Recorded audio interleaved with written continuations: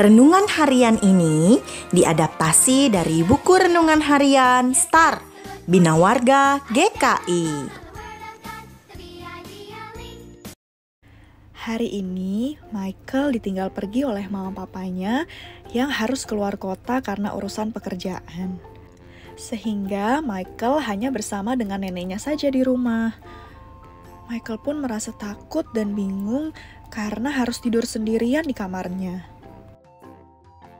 Akhirnya, Michael pun berdoa kepada Tuhan.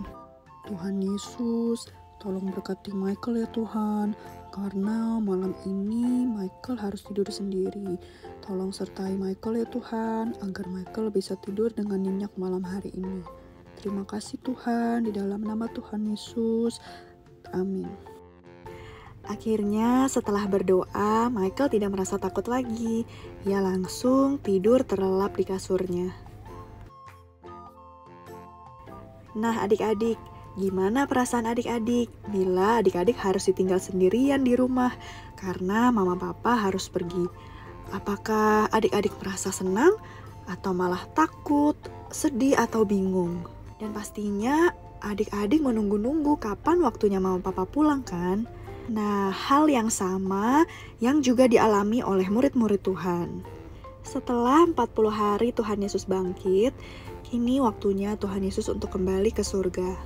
Tuhan Yesus mengajak murid-muridnya untuk pergi ke bukit yang bernama Bukit Zaitun.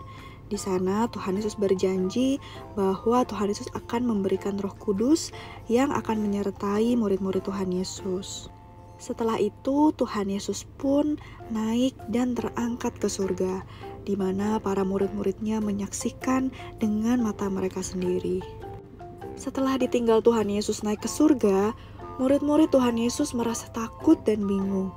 Tapi pada saat mereka sedang melihat ke atas, tiba-tiba 2 malaikat menghampiri mereka dan berkata, "Jangan takut atau bersedih, karena Tuhan Yesus akan kembali dengan cara yang sama."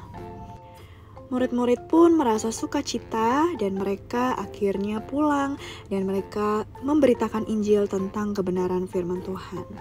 Seperti yang dikatakan dalam Lukas 24 ayat 52. Mereka sujud menyembah kepadanya, lalu mereka pulang ke Yerusalem dengan sangat bersukacita. Adik-adik, mari kita bersukacita karena Tuhan Yesus telah kembali ke surga, namun Ia memberikan Roh Kudus kepada kita untuk selalu menyertai kita kemanapun dan dimanapun kita berada. Biarlah kita terus menjadi anak-anak yang taat, berperilaku baik, sampai waktunya nanti kita bertemu dengan Tuhan Yesus.